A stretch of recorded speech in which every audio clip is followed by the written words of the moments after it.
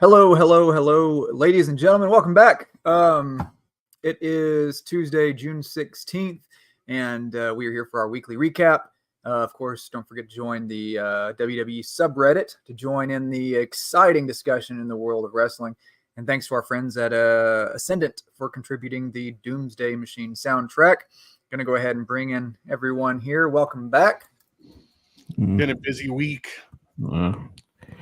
Happy Father's Day to all the fathers out there too. Yes. I was talking to somebody the other day, and a friend of mine, he's a dad as well, and he told me, he's like, what's funny on Father's Day is we always end up cooking, and it's one thing I noticed today. I was like, you know what? It is Father's Day, and I'm probably gonna end up Yep. Yeah, that sounds about right. So even Father's Day, it's like, do you really get a day off, or is it just another day? So you get socks. Usually, yeah, socks or my sister got me a case of Coke Zero, which was pretty cool. I was pretty happy about that, so I wasn't complaining. I went down that same route almost. I had to get some barbecue sauces that you can't really get anymore. I had to order them from Kentucky, and then I got some iced tea that got discontinued too. So those were two little come ups. So I sort of went the same route on that. So it's been an interesting week. A lot to discuss. One of the things I wanted to, I don't really know where to put this, because it's kind of not really related, I guess you could say, but kind of related. So I mean, in the grand, if you're a Marvel fan, where things are with like storyline canon and stuff like that, I guess I'll just bring this in as something that kind of exists outside of the continuity of WWE, because I don't really know where this falls in WWE canon. But you guys watched TNA Against All Odds? Yes, I did. Nice. So obviously, for our audio audience, have a photo here. Tatum Paxley from NXT was the one who answered the call, and what was the phrase they used? Crossed the line. Yep, she crossed the line into TNA. And an interesting match with Ash by Elegance showing up and stuff. I mean, kind of cool. I think they did it good. Wasn't my pick. I'm happy about it. She's like one of my favorite NXT wrestlers. I call her Rhea Jr. But a good choice, I think, to kind of start this thing off, I believe. So if she's Rhea Jr., does that make her China the Third? Yeah. Yeah, pretty much. Yeah. Yeah, it was actually a pretty good match. I was surprised that they're doing so much, and I'm hoping this leads into like a pay-per-view. Like everyone's saying, what is it? NXTNA. NXTNA, crossing the line. Yep, they're doing so much with it so fast, and that's what I'm hoping, because we're already anticipating this coming week. Matt Hardy said he's going to have to eliminate. He never really said he's going to be there, but he said, I guess on Tuesday I'll have to go and eliminate 25 other people in a battle royal. So he never mentioned NXT, and we're all hoping Joe Hendry shows up. So I believe. Yes. Especially after Pat McAfee made that reference. Yeah. He's got to delete 25 people. I was just about to say it. At the end of the pay-per-view, it was fun when like Jeff Hardy showed up and like they were all doing it, and Dolph Ziggler was up there doing it. I was like, what is going on? And Joe Hendry was up there too. I was like, oh shit. I was like, this is awesome. Yeah. It was a bummer that Matt didn't win, though. I would have liked that more. But I do have to say, with Jeff Hardy showing up on Saturday, I'm already loving the fact that there's no NDAs anymore in their contracts. Yes. Without a doubt. It's like the old days where anything can happen. Because like Ricochet, as soon as his contract's up, next day he could be in AEW. And like the Will Ospreay and Ricochet match in AEW, I think would be really good for them. So yeah. I think Ricochet, I think the best thing for him is to go to TNA, because on Dynamite last week we had Ray Phoenix versus Will Ospreay. I really don't know how much different a match between Ricochet and Will Ospreay per se would be than that. A lot of things I've seen, people have said someone like Ricochet could really elevate TNA and could be a main guy. I think you said the same thing when we did our show a few days ago. Yeah. If you go back and watch the matches, like when Will Ospreay was younger, and he had the matches with him and Ricochet. They were phenomenal. Even back then, I would love to see what they can do now.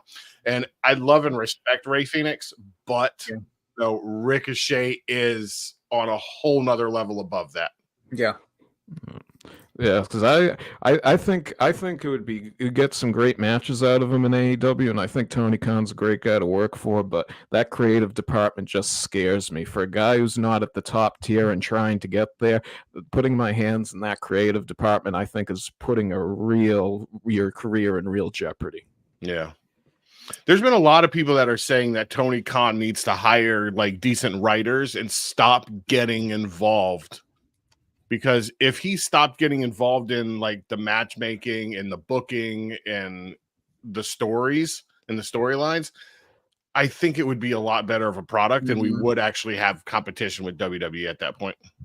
Yeah.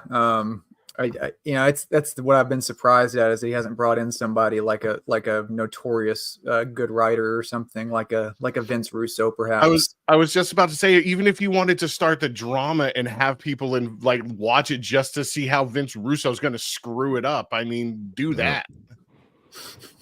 That would be an interesting thing. So that actually will segue into our next topic, but hang on, I want to throw this one in real quick before we move on, since we are on the subject of Ricochet. I saw this morning. Somebody texted me this picture. I've seen a lot of these. What about Rick O'Shea? Rick O'Shea. Yeah. Rick O'Shea. Yeah. I would love it if they brought him back as Prince Puma. Yeah. He owns the trademarks to Ricochet, though, so I'm pretty sure he can use that name wherever he goes, so I don't think that'll be an issue. So to relate to that, obviously, to talk about the minor shows, just to address those real quick. So Level Up, NXT, we saw the family going over Jasper Troy and Shiloh Hill, Kendall Gray defeating Izzy Dame, Andre Chase defeating Lucian Price, and then over on Main Event, Bronson Reed defeating Akira Tozawa, the Creed brothers defeating New Catch Republic, and now over to Speed. We talked about this a few days ago. This has all already been taped, so like everybody knew. I mean, most people knew this is what happened. But Andrade defeated Ciampa, so #1 contender. Goes on as Ricochet is being released to defeat Ricochet and to take the Speed title. So we now have a new Speed champion with Andrade. Yep. Personally myself, I understand them taking this off of Ricochet, but for his last match, I think the I Quit match yesterday that we had at Clash could have been used better at Money in the Bank, because seeing it was a first match and not a main event, they couldn't go all out with it per se like they normally would, because they don't want all the other acts to get to not be able to follow that. I think we could have replaced that with a triple threat with Dragunov, Braun Breaker, and Ricochet on Clash of the Castle, and then had that be his send off. I think that would have been a much better way for his last match, personally, myself. Yeah. Rather than Ricochet gets killed at Raw, and then CM Punk tweets out a ripped Ricochet. Oh man, poor guy. He's one of those talents that I feel like we've talked about this before, but has been just colossally mishandled over the years. I mean, much more potential. He's won championships and stuff like that. And a lot of people say he's not great on the mic, but like if you go and watch some of his promos and other promotions, he's really good on the mic. He's actually pretty good at it. Yeah, the stuff that he's been doing with Dragunov recently, there's been nothing wrong with any of those. He's been doing just fine, I thought. Yeah. I think in other promotions there was less scripting and them letting him go off the cuff, and in WWE it's more scripted, so it was hard for him to, come across sincere and natural when he's reading a script. Yeah, so that may be one of the better arguments about sending Rick Crochet to AEW is they do less of that scripting there. So, I mean, that's one thing that could be good for him. But, I mean, my hope, like we've talked about before, is TNA. I mean, TNA working with WWE. TNA has been really good lately. Again, for those who don't watch, you can sign up for a TNA Plus membership and watch it and stuff like that. But it's a good program. I mean, it's a secondary promotion, much like AEW, but I find TNA more interesting personally than AEW. That's just my take on it, I think. Oh yeah. Lately I have been too. Yeah, so it's a good secondary show. And I mean, one thing I think that would be fun for us to do at some point is fantasy book the Crossing the Line promotion for that pay-per-view, because I think it could be really good. Yeah. And Mustafa Ali, he's much better than he was in WWE since he's been at TNA. That whole campaign thing that they're doing right now, I think, is a great gimmick for him. And then last 2 Impacts ago, I believe, they just put the Digital Media Championship on AJ Francis, who used to be Top Dollar also. So Nice. I wouldn't be surprised if we see him in that Battle Royal coming up on Tuesday. Yeah, I'm very curious to see who's going to show up for this thing. Joe Hendry, though, it sucks if it's Joe Hendry, but it also doesn't suck because it'd be cool to see it. But there's also like 14 people in that arena. So, I mean, the pop could only get so loud, but it'll still be cool. They get pretty loud at NXT, though. So, I mean, they're louder at NXT than some AEW collisions. Yeah, because it's a small space, so less sound is going to sound louder in that small space. And that the NXT or the NXT stadium there, it's much better. The Performance Center, it's much better than I thought the Apex was, because I don't think the sound bounces off the walls as good as the Apex as it did the Performance Center. Another thing you could argue is that like people that attend NXT events are probably more hardcore wrestling enthusiasts, because most casual fans don't really watch NXT. And I mean, that's not saying all of them don't, but just from watching conversations I've seen, most casual fans watch Raw and SmackDown and pay-per-views, and that's it. They don't watch Main Event or Level Up or NXT. So perhaps the fans that will be at NXT are, I'm sure most are locals, but I'm sure there will be a lot more hardcore wrestling fans at NXT. So perhaps the reaction to Joe Hendry could be better if it happens. I hope. Yeah, we need the Trinidadian guy to start going to NXT. He seems to be at every other event nowadays. I know, right? I was on Pandora yesterday, and I have a wrestling themes playlist whenever I'm at the gym. And Kofi Kingston's SOS theme came on, and I started busting out laughing, and nobody understood why. Boom, boom, boom. Forgot you used to be Jamaican. Yep. Giving himself high fives. So for this week, we already covered Raw. If you missed the episode we did, I think it was like Tuesday, go back and listen to that one. So we'll fire off with NXT from Tuesday, starting off with Michin going over Jada Parker, Gallus over Wesley and New Catch Republic, Wendy Chu. I want to talk about that too. Going over Wendy Chu. Brinley Reese. The Singapore Kane match, which we were like, why? Lexis King finally got a win over Dante Chen. Eddie Thorpe over Tavion Heights, and Sean Spears over Javon Evans. So the new Wendy Chu. Interesting. Yeah. Kind of weird. Maybe she'll pop up on Monday night. That's what I was just about to say. I was like, maybe she's going to join in with Bo Dallas and them on Monday. Be part of the reckoning. I'll find a photo for those who don't watch NXT, and I'll bring in a comparison. But to move on real quick, really cool to see Lexis King finally get a win. Thank God. That match was pretty good, to be honest with you. I thought it definitely was much better than I expected it to be. Mm-hmm. I mean, and he's talented. He's still green, but like talented, I think. So, I mean, a lot more potential for this guy that they're not using. Man, Wendy Chu's tripping me out. I found a picture I want to use. Going back to Lexis King, but after we saw Jade showing yesterday, there's no reason Lexis King should be down in NXT if Jade's not. Yeah, there are some interesting spots in that match. Yeah, it's very curious to say the least to see where they're going with that. So yeah, when we get to the pay-per-view, I'm definitely curious to hear some thoughts on that. Other in the night, Gallus has been getting a lot of play lately.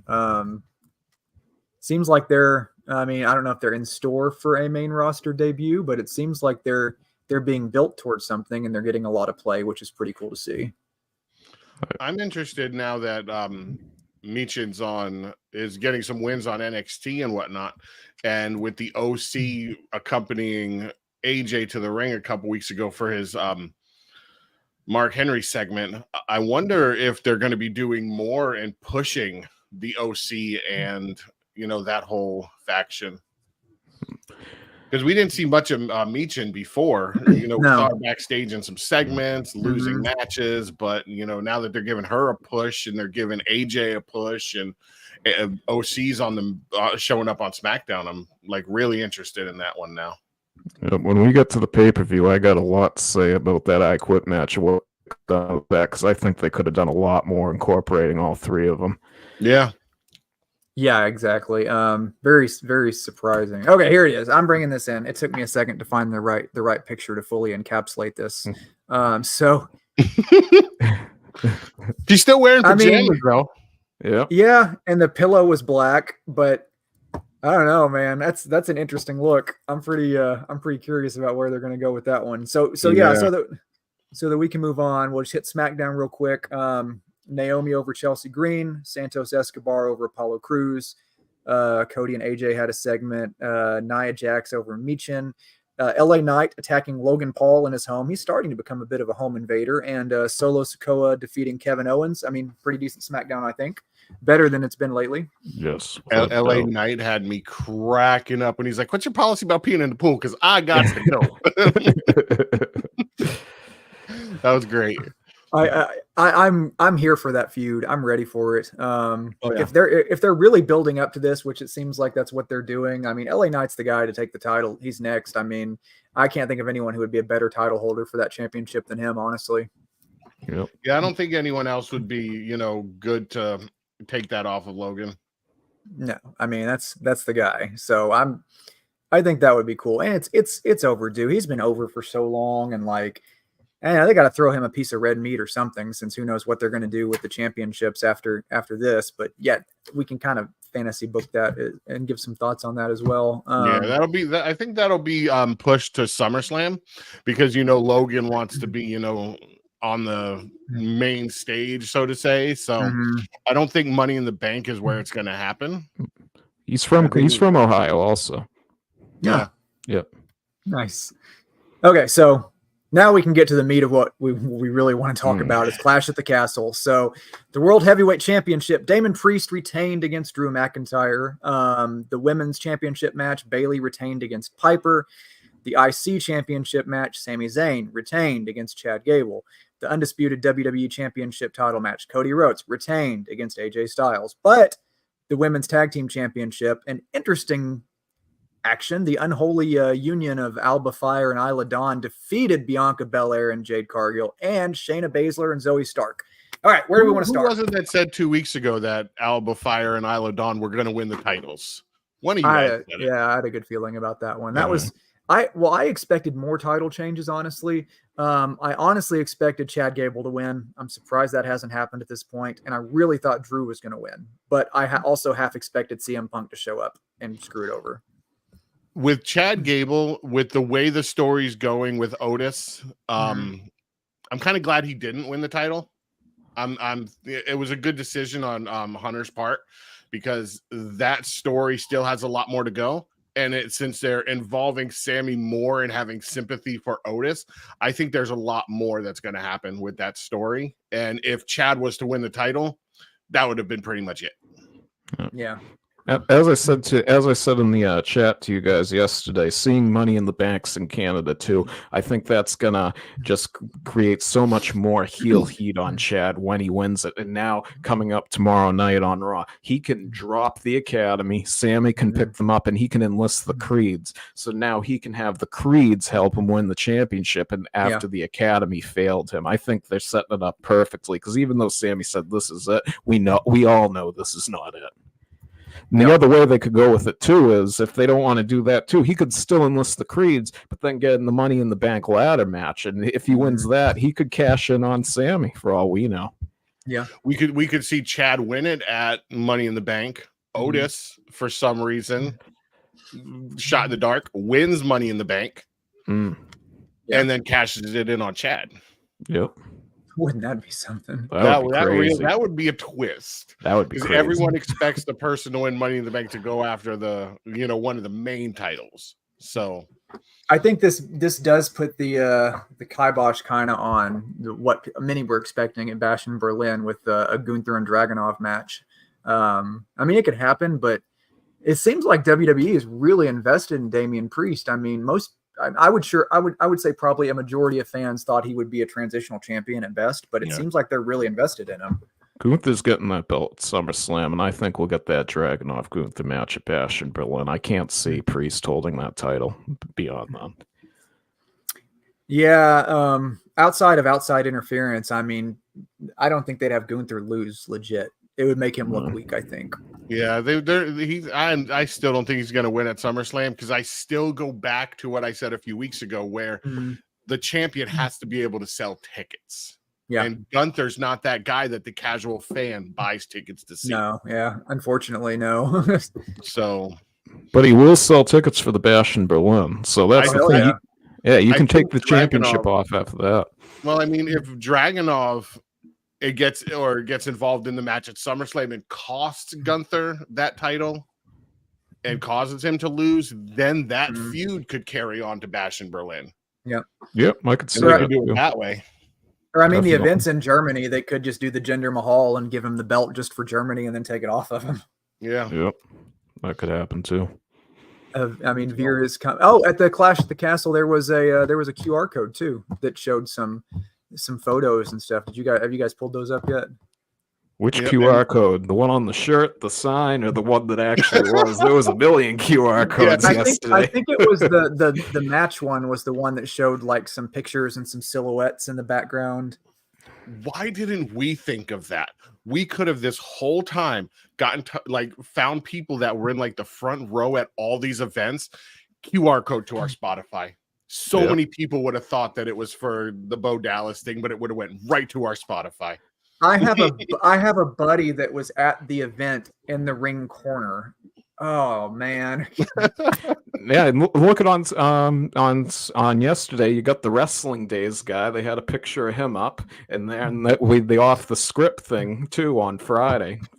They were holding that up right on the ramp. So we wouldn't be the first guys to do that at this. That's what I was curious about. Was like back in the day. I mean, WWE used to be pretty militant about signs. At least here, they would look at what you were bringing in, stuff like that. So I'm curious if they're trying to keep out like other QR codes, so it doesn't like take over theirs. I don't know. Yeah, it used to I've noticed that because back in the day, like when I would go to wrestling shows, if you were in like the first couple rows and you had a WCW shirt on or a shirt from another promotion, they would actually have a security guard come over, ask you what your shirt size was and who your favorite wrestler was. They'd go get you a shirt to cover up, and they wouldn't charge you for it, just to cover up your shirt. It was always a good way to get a free shirt. I had a friend of mine that we used to always get like front row or right next to the entrance, and he would always wear like freaking WCW shirts and New Japan Pro, and he would always get free shirts. I wonder what they did with the guy who wore that shirt to SmackDown about a month ago that said F your story. I wonder if he got a Cody Rhodes shirt or a Rock shirt. I mean, they don't. It seems like they don't even care anymore, because like I know some people talked about this and it was annoying to some people, but I think it was WrestleMania, the people that had the two giant freaking faces. Yeah. Like that was so irritating to me. I still remember freaking during the whole COVID era with the TV screens in the background, and you can't say his name, but the Wolverine, they had somebody put a picture of him in the background, like they were watching it. WWE banned some people and IP addresses for that. Yeah, exactly. One thing that I'm surprised they let go on both SmackDown and the Clash at the Castle was the "I love TV time" sign, because we all know what that is. That's referencing to, and that's the other promotion that they wouldn't name in the promo on Friday. Yeah. I'm trying to find the QR code for the countdown. Countdown's on Monday. For those not aware, Monday. Yeah. And they even showed the before the QR code, it said that there's like a massacre coming, and I wonder if they're gonna have each person debut at different times of Raw to get to interfere matches or backstage stuff. Yeah. That could be a huge show. You could have Otis turn on Chad and the Wyatt Six both in the same show. Like that, this could be like a Raw after Mania Raw event. Otis comes out in eyeliner, and he's part of the Bo Dallas thing. Yeah, Ivar Jr. He's a dump truck again. That would be an interesting way to handle it. I mean, you never know. Yeah. The dogs don't like something. I know it's yeah, like seriously, come on, guys. So, what are we expecting Monday night? Like, how do you expect it to go? I'm expecting them to come out at some point, and I'm hoping they do it, like I said, at different times. Like each one gets involved in a different segment or interferes in a different match, because they're saying a massacre's coming. So, like, I don't think doing it all at once and in one match, is a massacre, so to say. Yeah. So interfere all through the night, different times. Do it better than, what was the name of that group that came in when they were cutting off the power and all that stuff? The Retribution, maybe? Retribution, that's what it was. Yeah, do better than that. That was a faction that had a lot of potential. So yeah, I'm hoping this one doesn't go over about as well as a dry fart, but like I'm nervous. Yeah, I think they're going after the Judgment Day. They're either going to do that or they're going to attack Braun Strowman and the Judgment Day both. I think there's going to be something to do with both of them. I mean, go ahead. No, I was going to say, in one of the screenshots somebody posted, there was the initial CG or the letter CG. So a lot of people are thinking they're going to interfere in something to do with Chad Gable. That's true. Yeah, I mean, one of the interesting things I've seen, and there is some credence to this argument, is a lot of people said this is a stable made up of mid-carders. So how do you make them not mid? I mean, what do you do?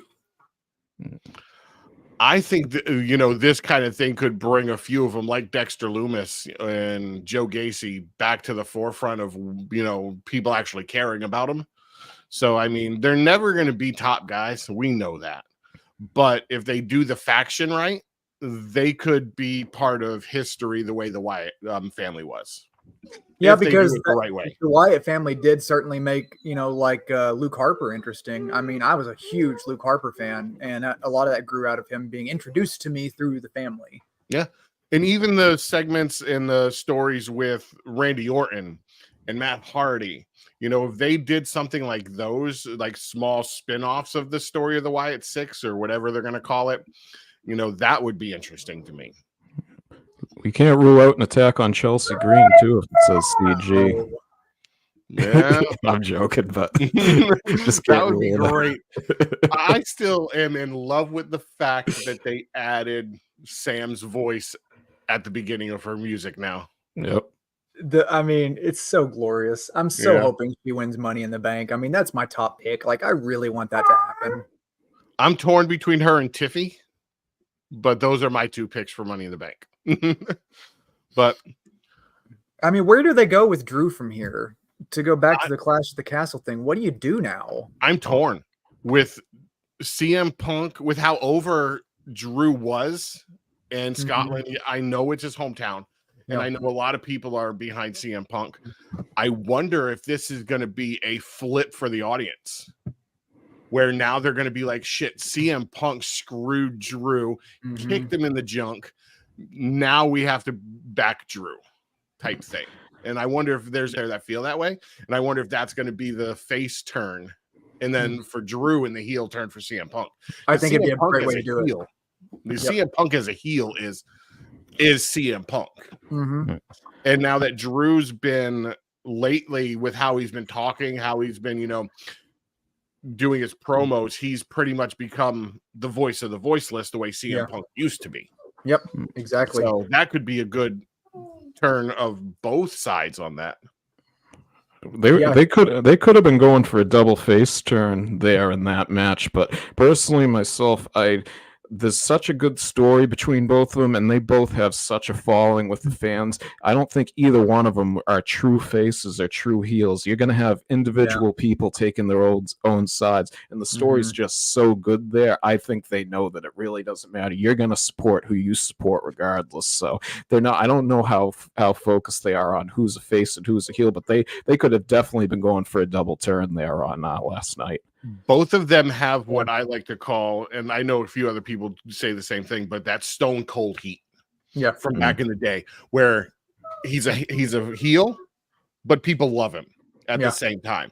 When he was feuding with Vince McMahon, or doing like his anti-authority thing. And I think that's the kind of heat that both CM Punk and Drew have. The one thing about that match that pissed me off is because we've been teasing, a split of the Judgment Day. Mm-hmm. I was expecting the Judgment Day to come down to the ring and get involved somehow. And to piss Damian off.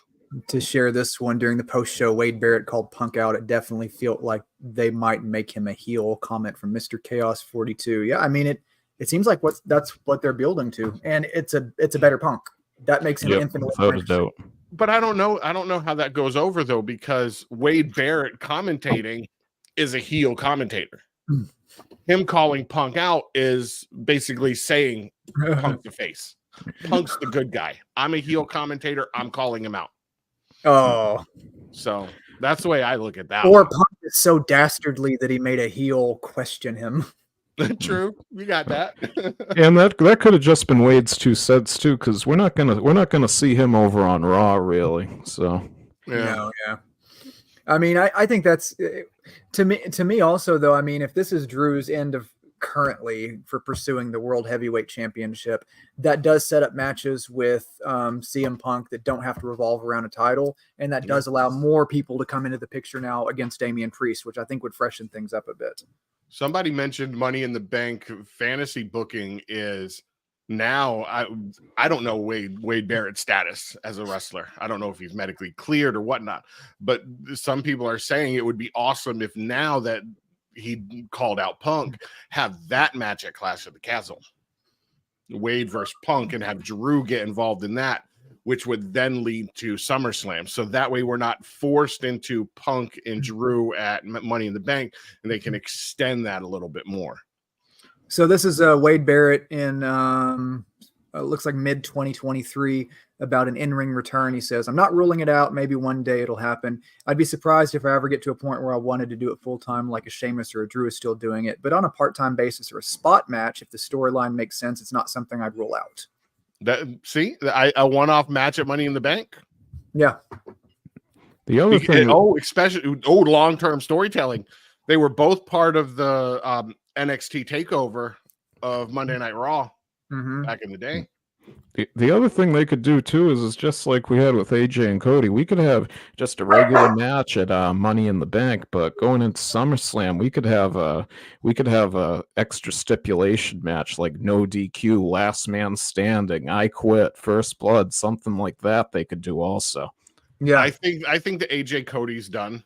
I think when we saw Solo come out at the end of that match, it's over. Which now there's rumors that Roman's coming back the middle of July, which coincides with Money in the Bank.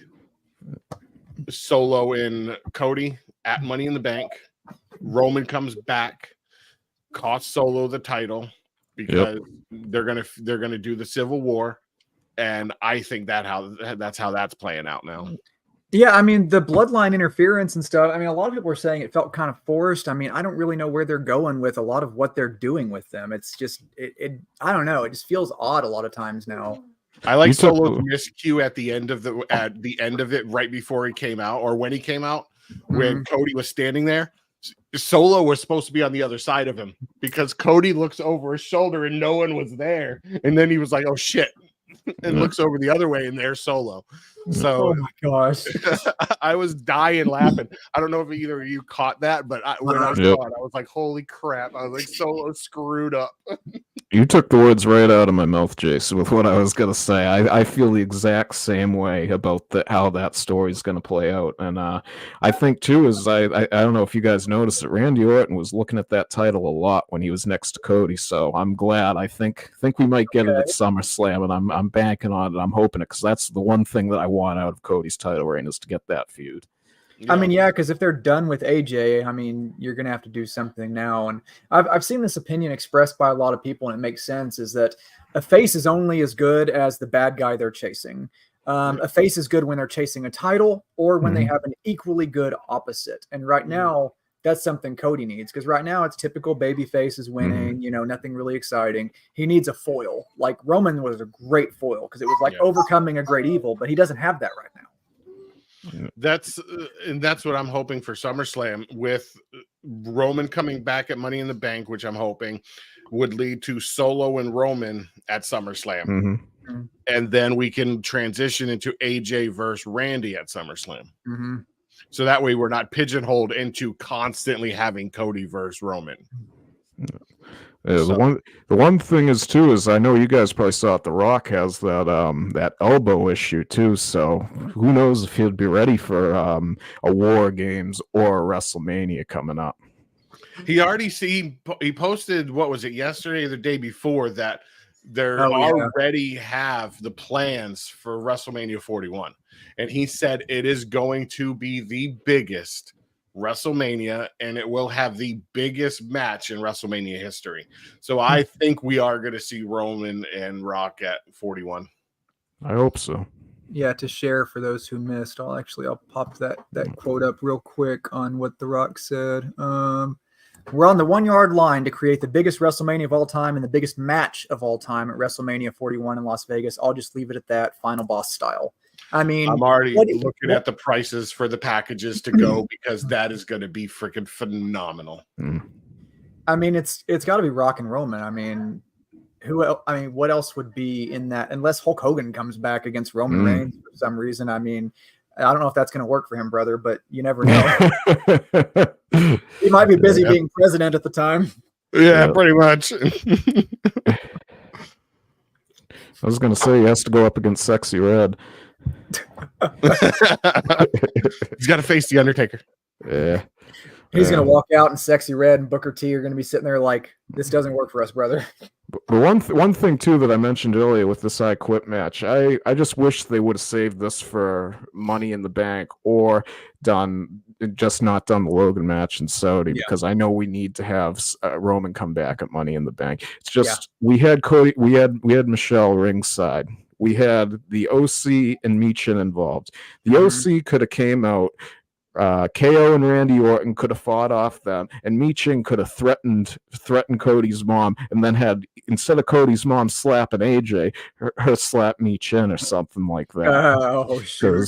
I know it's the first match, and you didn't want to have set the bar too high for the rest of the matches, but just for an I Quit match, I thought the Finn Balor Edge match was much, much better myself. Every time I see Cody's mom on TV, it's like, or on a pay-per-view or whatever, it's like it's ingrained in my brain right now, and all I can just hear is Mama Rhodes. Yep.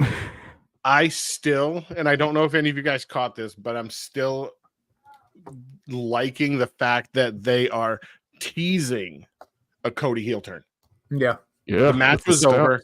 Had the steps in his hands. He looks at his mom and goes, "Should I?" And she goes, "Hell yes, do it." And he hit AJ after the match, which is what faces don't do. No, that's typically not what they do. No. So I'm liking that long-term storytelling that we're eventually going to see it. Oh, it's going to happen because they know see the black hair. They know. Again. They know. Yep. Like, they're aware that he's a tremendous heel. They're not going to not blow their shot. Like, they're going to do the black hair. We needed that. Yes.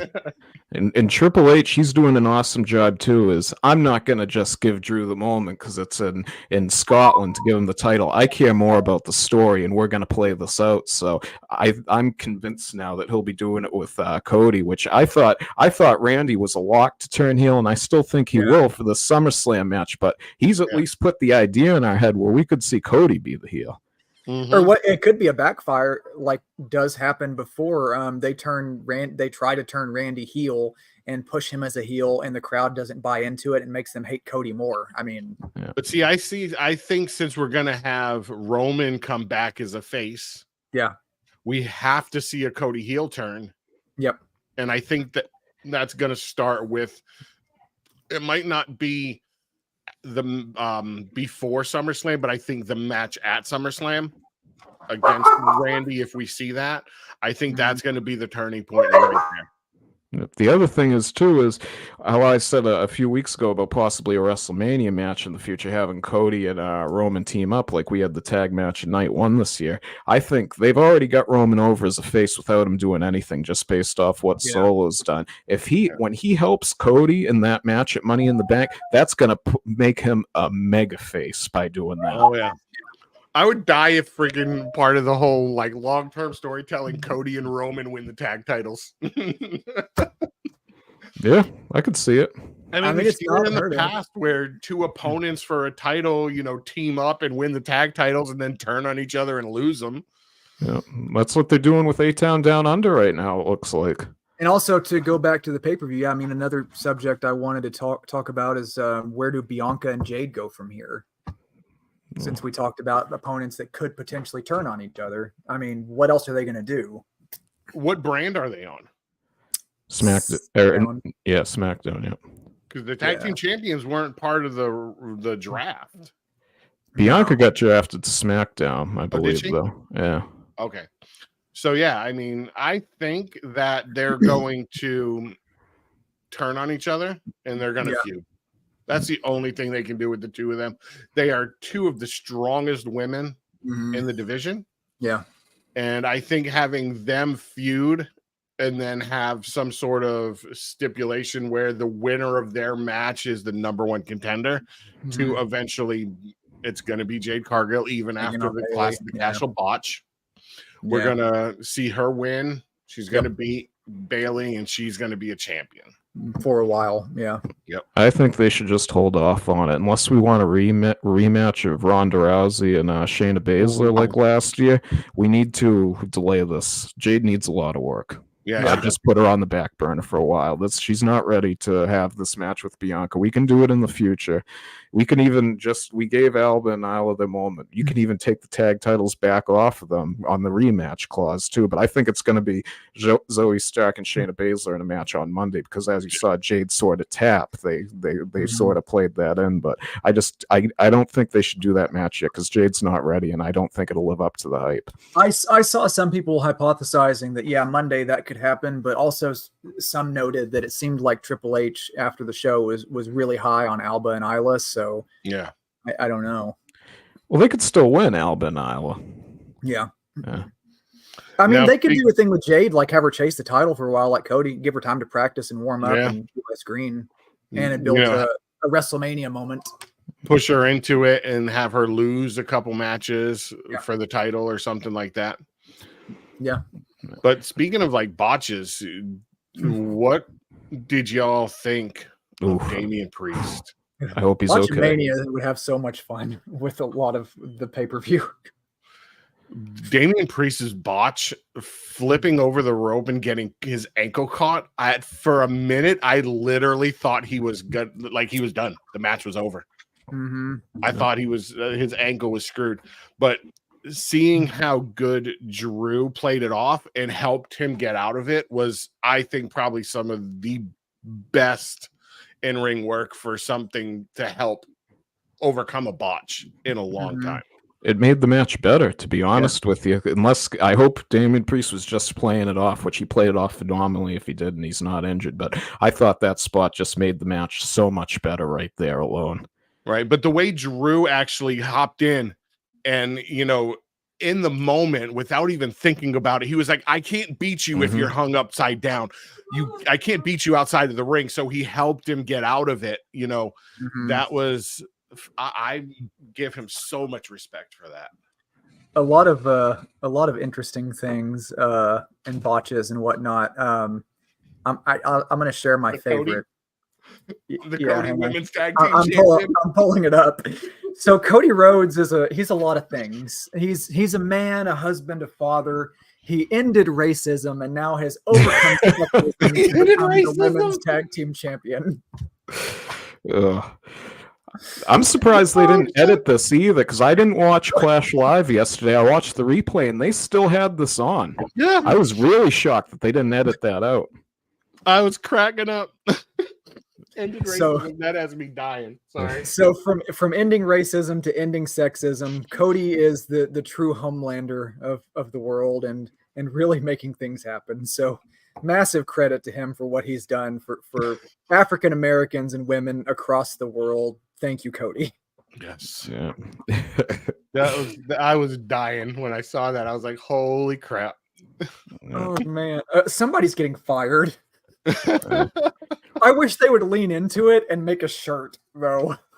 Cody Rhodes Women's Tag Team. Oh, I'm doing that. I'm going to Smackdown at Madison Square Garden, getting the shirts made. Hell yeah. Cody Rhodes, women's tag team champion. I know I'm looking on Zazzle and some of the other ones to see if anyone's done it yet. No, it's not out there yet. Yeah. I'll have it. Yep, nobody's done it. Missing opportunity. Time to do it. Yep. Oh, I'll have Cody. my friend make them. She makes t-shirts for a living. So it was definitely an interesting pay-per-view. Someone also posted that the audio levels were exceeded from France with the crowd there. So now the presumably needs verification, but the loudest event in recent memory. I'm not sure if that's in history or not. Maybe it is. I don't know. But pretty cool for the people over there. And another interesting comment I saw yesterday was somebody said they should just start renaming Clash at the Castle to Drew Loses in Scotland. Yep. Yeah. I honestly, I would like to see that confirmed. I don't think that they were. So we'll give the answer. Yeah, no, I think I need to see that one confirmed. I don't think that they were louder than France, but what do you guys think about the decibel meter? I've never been a fan of the decibel meter, whether it's in sports, the old college football, video game. I've never been a fan of it because it's trying to make the moment when it's not there. Like, oh, be loud because we got a meter up. You're going to make that on your own when you make the good moment. You don't need that meter. The funny thing about that is in France, they didn't have a meter, but one of the WWE or people that were there, the production people had the decibel meter, obviously, and that alert on your Apple Watch doesn't go off until you hit a certain decibel. It's over 110, I think it is, but that they didn't even reach that when the decibel meter was on screen. Yeah, it didn't even hit 100. So that's why I'm like, yeah, I don't think it was louder than France. I think a lot of it is probably like attendance numbers. And I know this is a sore subject for a lot of people, and some will say I'm probably wrong, but I think not just AEW or famous politicians or, WWE attendance numbers, I'm pretty sure are inflated most times. I'm pretty sure. They don't go. It depends on what number they go by. Ticket sales do not coincide with turnstile numbers. Yeah. There's a lot of people that buy tickets. Well, not a lot, but there are people that buy tickets. Things come up. They can't make it to the show. Scalpers buy tickets. They can't sell them. So they go by the ticket number sold, not by the turnstile number. Yeah. So, I mean, I'm sure it's much like the decibel thing. It's just there are some numbers that are going to be inflated and whatnot. So it makes sense. Like I can see it. Was it a loud event? Yeah. I mean, absolutely. If I lived somewhere where we only got one pay-per-view every few years or something like that, or as with France, whatever, I'd be louder than ever. When I go to shows, I see shows all the time. So usually most of the time I'm just sitting there chilling, having a beer or whatever, and just like watching the show and not, losing my freaking mind. But in those markets, they lose their freaking mind. Yeah. I prefer this crowd though more than France as a viewer on television, because the French crowd, don't get me wrong, it's awesome to be there, I'm sure, but it's conflicting with the sound coming out in the overall production. This was just the nice medium where you still got the sound and the production's still good, and it sounded like a rowdy crowd. Yeah. The Cody Rhodes chant was getting a little old. Just like in France, the chant they did after the 2 count was getting old, but they were super loud.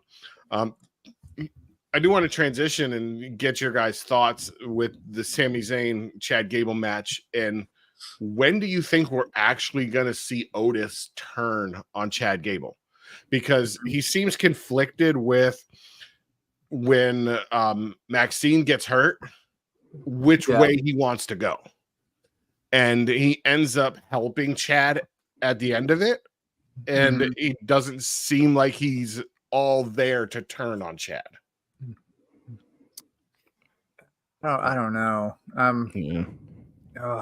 It has me conflicted because I don't know, and that's weird with WWE and storytelling and wrestling. Is like I usually am like, okay, this is what's going to happen next. This is where he's going to turn. This is why he's going to turn.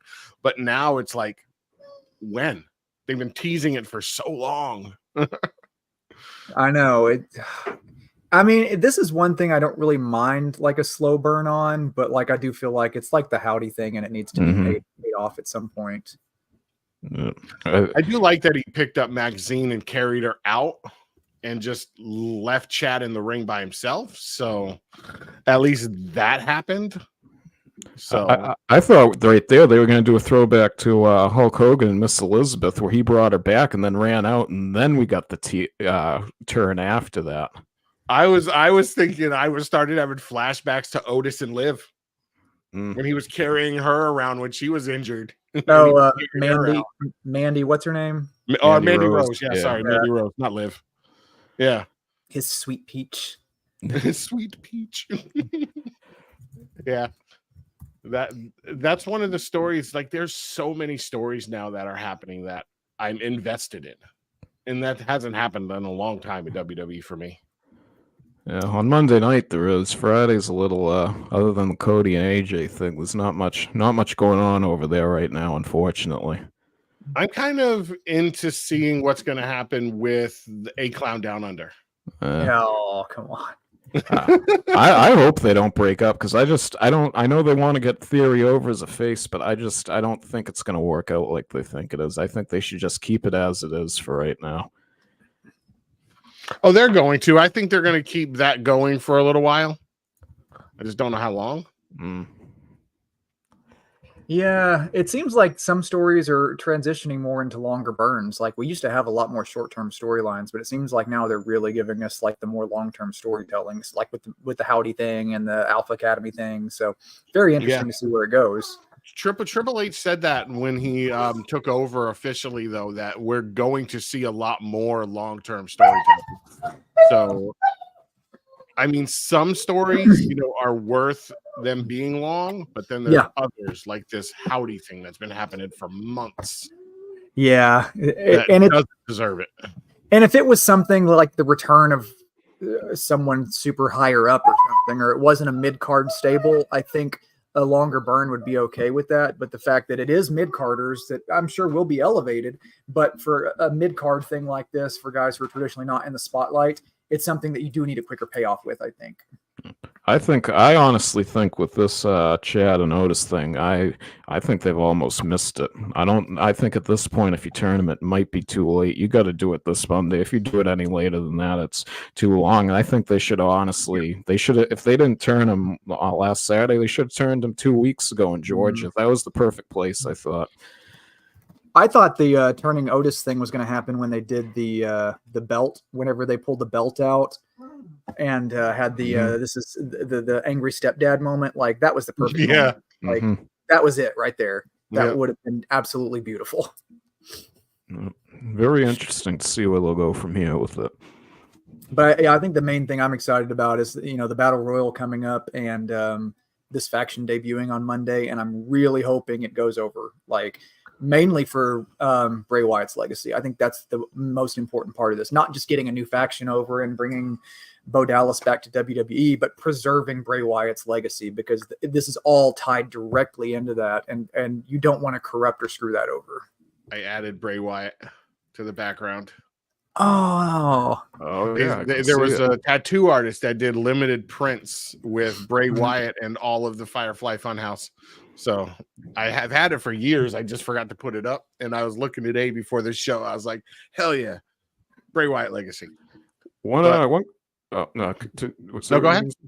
One question I got for you guys for this Tuesday, the Battle Royal coming up. Do you think they're going to do a typical Battle Royal or Royal Rumble style? Because I think they should do it staggered release, because you're going to get more pop on certain entrances that way. If you just have the guys all at the beginning, you're not going to get that same pop that you would. Viewership would not be as good if they do like standard Battle Royal where everyone comes out at the beginning, because as we know on televised events, they aren't going to show 25 entrances for a Battle Royal. But if they staggered it, even if it was like 30 seconds, every 30 seconds or every minute somebody came in, that would, viewership would kick like decently. Do a casino gauntlet style, almost like they do in AEW for that. Yeah. Just even something like that. Yeah, I think it'd be cool. Yeah. Is it weird though that, and I don't know how you guys feel with the delay of this WWE, or not WWE, wow, I'm losing it, with the debut of this Uncle Howdy story. Am I the only one that's more hyped for the Battle Royal than for their same. debut on Monday? Same. No, you're not Yeah. wrong. No, I feel the same way. Because I was thinking about that this morning. I woke up and I was like watching some YouTube stuff, and I was like, you know what? It's like I'm more hyped for the Battle Royal than seeing this debut on Monday that we've been anticipating for months. I think a lot of it is the unknown. As many will probably agree, the age of internet and social media has really ruined a lot of professional wrestling because there's no surprises anymore. We already know who the members are of this faction and what it's going to be, and it hasn't even debuted yet. I remember whenever Raven showed up in WCW back in the day and how crazy that was because nobody knew that was coming and stuff like that. Nowadays, you know what's going to happen before it happens. Like, there are no surprises. But with this Battle Royal, it's 2 days away, and there are not rumors floating around in any major capacity about who's going to be in it. And that is what's exciting. Yeah. Another question I got for you guys too is, do you think we're going for on NXT? I've meant to say this for a few weeks, but I've completely forgot to. Do you think we're going for a Roxanne Ava match at some point? Like, I know it looks like we're going to get a Fatal 4-Way or a Fatal 5-Way match at Heatwave, but do you think that'll eventually happen? I think so. And I'm pretty sure if she's not training in the Performance Center, she's probably working with her dad. So I'm pretty sure she's working up to that at some point. So The Rock is not going to have his daughter be a wrestling general manager. That doesn't fit the legacy. So at some point, she will be done with this and will be in the ring. I mean, I think it's unavoidable.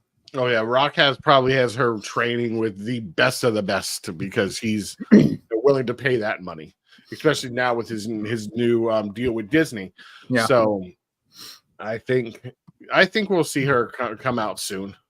He's probably got like Stone Cold coming over and giving pointers. Like, she's not just training with the randos at the Performance Center. But I don't know if Stone Cold will take time out from posting Instagrams with his cats and cat to train her. But it's the weirdest thing is, as someone who lived through the Attitude Era and how exciting that time was, and now watching Stone Cold post cat videos, I'm like, why? Yeah. Like, cool, live your best life, you're having fun and all that, and I like his ranch, and I wish mine was as big as his, and I'm jealous of his lifestyle. I don't like cats particularly, but he's having fun. So, but that is not the one that it used to be. But I mean, it also goes back to Triple H and Shawn Michaels running the company when they used to be anti-authority. I mean, But who do we see taking over as GM of NXT if she goes full time in ring? Mr. Stone. Yeah. Yep. Well, we're on the thing of Steve Austin, when Mama Rhodes said, "Hell yeah," is that any foreshadowing on the future? I would die.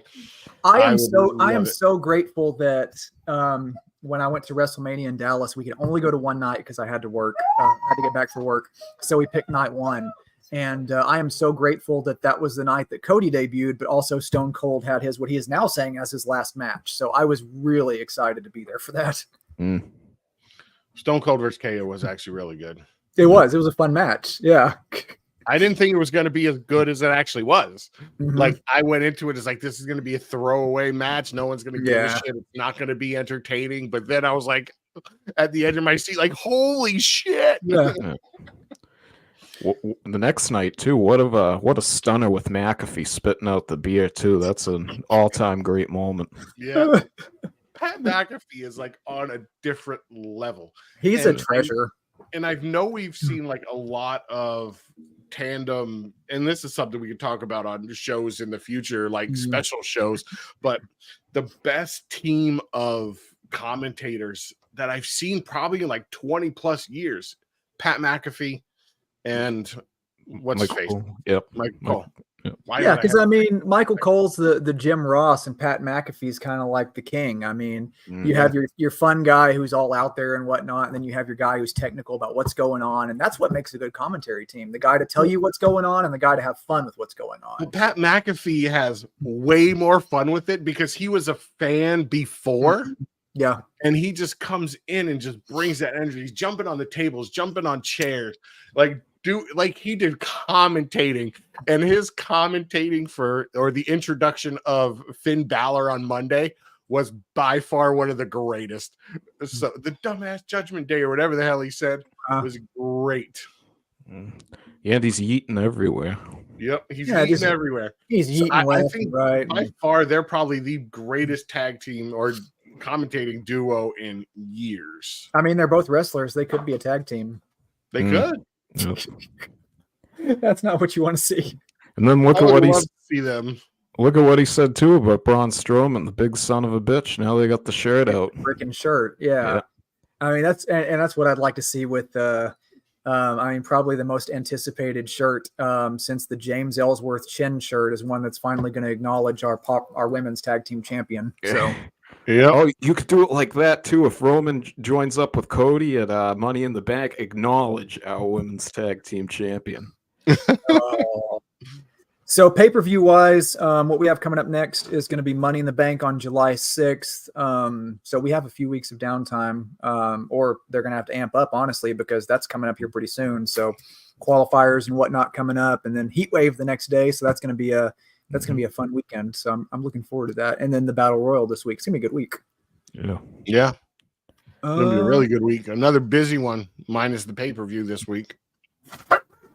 Yeah, exactly. I'm coming. Shut up. So on that note, I have to go get to my housework duties. You guys have anything else before we wrap up? No. I think that's about it. Guess very interested to see how that new faction rolls out tomorrow night.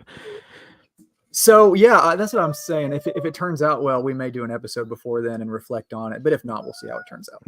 Other thing is, any predictions too for who wins the Battle Royal Tuesday?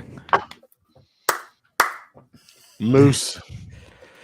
Yeah, I could see that with the champion for champion route, but yeah, I don't know. With the Joe Hendry chance, they might want to hit on that when he's over too. I think those could be the two guys left at the end. He'll hit number 1 in the US iTunes charts if he freaking wins on Tuesday. Let's go. My honest hope is Sean Spears. I feel like it's time to elevate him some more, and I think that win would do a lot for his career at this point. I think if it's not Joe, it's going to be Sean. Those are my only 2 picks. Speaking of Sean Spears, what do we think about that shot with Ethan Page, Cody Rhodes, Sean Spears, and Alexis King to take the shot at AEW on Tuesday night? That was something. Seems I like was you guys cracking are in a up. good place. Yeah. Yeah, that was amazing. When they all 3 of them, before they even said anything, when all 3 of them showed up, I was like, "Oh, this is great."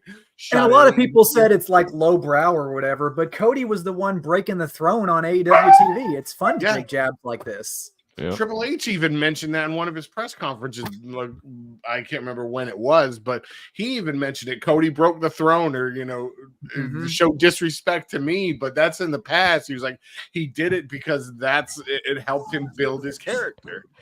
Yeah, exactly. So yeah, I guess we'll see. So I guess with that, we'll go ahead and call it a day. Thanks to everybody for stopping by the 9th weekly episode. Coming up, we have Raw tomorrow, NXT Battle Royal Tuesday, and then the usual shows this week. And I presume a new speed tournament. So thanks to everybody for joining us, and we'll see you. What's that going to be? We'll see you either after the Howdy faction debuts or when we wrap up this week. We'll see how Monday goes over. So thanks for stopping by. See y'all later.